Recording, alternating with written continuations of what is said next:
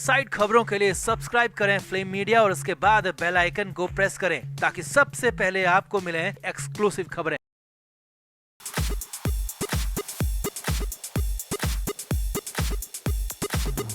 अगर आर्यन खान को लगता है कि मुसीबतों का पहाड़ कम हो गया है तो ऐसा बिल्कुल भी नहीं है, क्योंकि अब जो खुलासा उस पार्टी को लेकर हुआ है वो आर्यन ही नहीं बल्कि बॉलीवुड के और भी स्टार किड्स की पोल खोलने वाला है।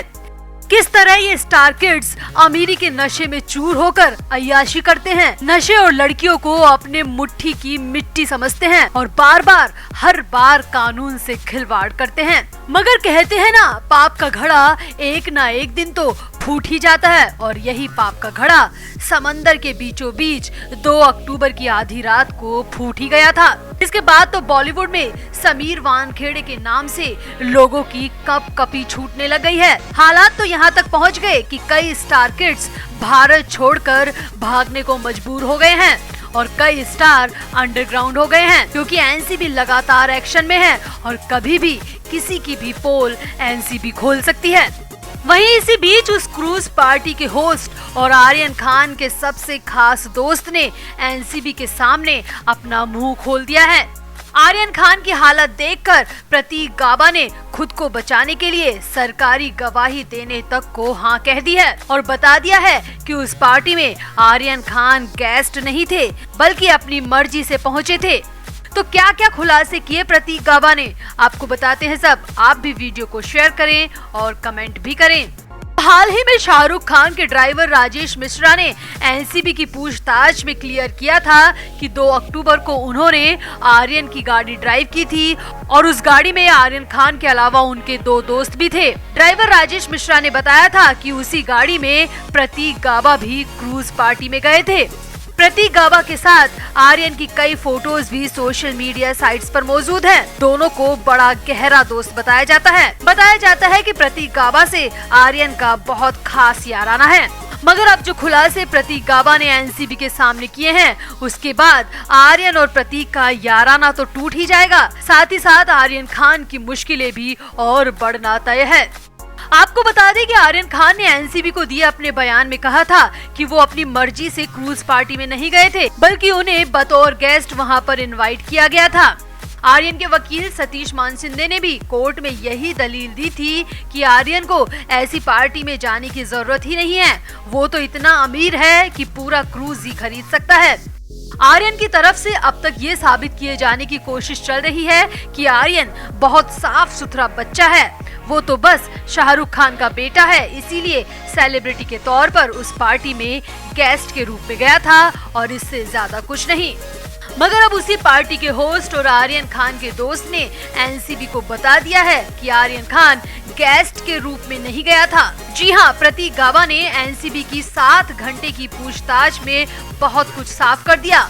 उस पूछताछ में कई ऐसे खुलासे किए हैं जो कि बिल्कुल साफ इशारा दे रहे हैं कि आर्यन खान उस पार्टी में मेहमान के तौर पर नहीं गए थे बल्कि अपनी मर्जी से मजे करने के मकसद से उस क्रूज पार्टी में गए थे।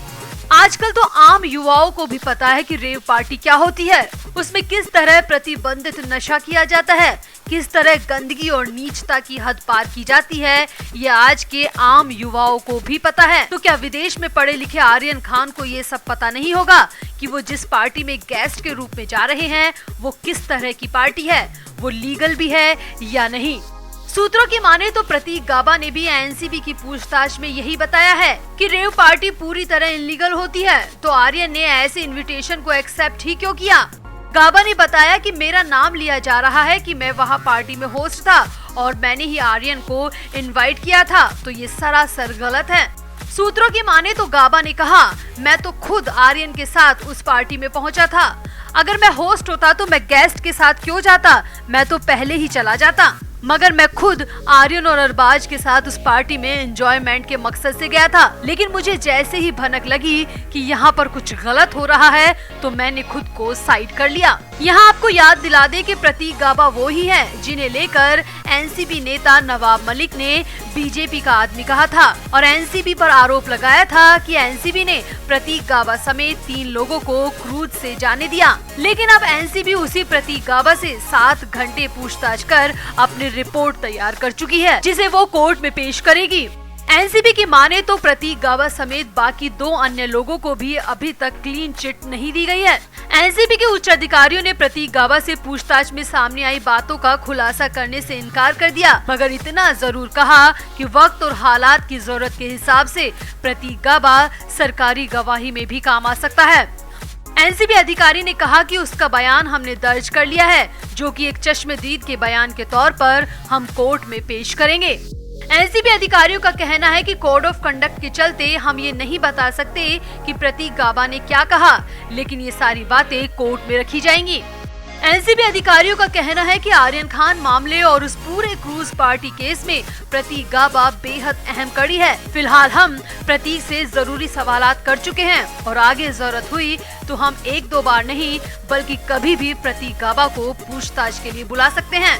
एनसीबी प्रतीक गाबा को लेकर बेहद कॉन्फिडेंट नजर आ रही है। इसका मतलब प्रतीक गाबा ने एनसीबी को जरूर कुछ ना कुछ तो ऐसा बता दिया है जो कि आर्यन खान के लिए मुश्किलें और बढ़ा सकता है। तो आपको क्या लगता है, क्या सच में शाहरुख का लाडला उस क्रूज पार्टी में गेस्ट के तौर पर नहीं बल्कि मजे करने गया था? और अगर प्रतीक गाबा सरकारी गवाही दे देता है तो आर्यन खान के लिए मुश्किलें और कितना बढ़ जाएंगी? आप भी अपनी राय कमेंट बॉक्स में जरूर दें और वीडियो को भी शेयर करें। तो मन्नत जैसे करोड़ी महल में रहने वाले अभिनेता शाहरुख खान के शहजादे Aryan Khan Arthur road jail में जिंदगी काट रहे हैं। 8 अक्टूबर की दोपहर उन्हें यहां लाया गया था और अब आर्यन को जेल में 5 दिन गुजर चुके हैं और इन 5 दिनों में ना तो आर्यन ने नहाया है, ना खाया है और ना ही उनका रोना बंद हुआ है। जी हाँ, जेल में बंद आर्यन की हालत को लेकर कई हैरानी भरी खबर सामने आ रही है। जेल सूत्रों की माने तो आर्यन ने जेल में आने के बाद से एक वक्त भी खाना नहीं खाया। वो पिछले 5 दिनों से जेल की कैंटीन से खरीदे गए पार्ले जी बिस्किट खाकर ही जिंदा हैं। ये तमाम जानकारी जेल के अंदर के स्टाफ ने ही दी है और सामने आया है कि जेल के अधिकारी और कर्मचारी उन्हें लगातार समझा रहे हैं, लेकिन वो भूख नहीं लगने की बात कहकर कुछ भी नहीं खा रहे। वो बस बैठे बैठे कई बार पार्ले जी बिस्किट खाते नजर आते हैं। जेल के अंदर से मिली जानकारी के मुताबिक 12 अक्टूबर को दोपहर में भी आमद वार्ड के कांस्टेबल बाबा ने आर्यन को कुछ पार्ले जी के बिस्किट लाकर दिए हैं। इन बिस्किट को ही वो नाश्ते, लंच और रात के खाने के टाइम खाते हैं। जेल के खाने को आर्यन ने अब तक हाथ तक नहीं लगाया। और हैरानी की बात देखिए, आर्यन या तो बिस्किट खाते हैं या सिर्फ बिस्लरी का बोतल बंद पानी पीते हैं। आर्यन ने जेल के अंदर जाते वक्त 8 अक्टूबर को जेल की कैंटीन से पानी की बहुत सारी बोतलें खरीदी थी और अब आर्यन के पास सिर्फ 3 बोतल पानी बची है और अब आर्यन के पास पैसा भी नहीं बचा है जिससे वो अब पानी या बिस्किट खरीद पाएंगे। आर्यन के पास बिस्किट और पानी भी सिर्फ 12 या 13 अक्टूबर तक का ही है। दरअसल जेल के नियमों के मुताबिक एक कैदी अपने साथ 2500 रुपए ही अंदर लेकर जा सकता है। यह पैसा जेल के अकाउंट में जमा किया जाता है और इसके बदले में कैदी को 1 महीने के कूपन दिए जाते हैं। इन कूपन का इस्तेमाल करके कैदी जेल की कैंटीन से खाने का सामान, साबुन, तेल या टूथपेस्ट जैसी जरूरी चीजें खरीद सकता है। जेल की कैंटीन में नमकीन, बिस्किट और चिप्स भी मिलते हैं और आर्यन उन्हीं 2500 रुपए से पानी और बिस्किट खरीद रहे हैं। जेल स्टाफ की माने तो आर्यन का जेल में जमा पैसा अब लगभग खत्म हो चुका है और अब आगे वो कैसे सरवाइव करेंगे इसे लेकर जेल का स्टाफ परेशान है।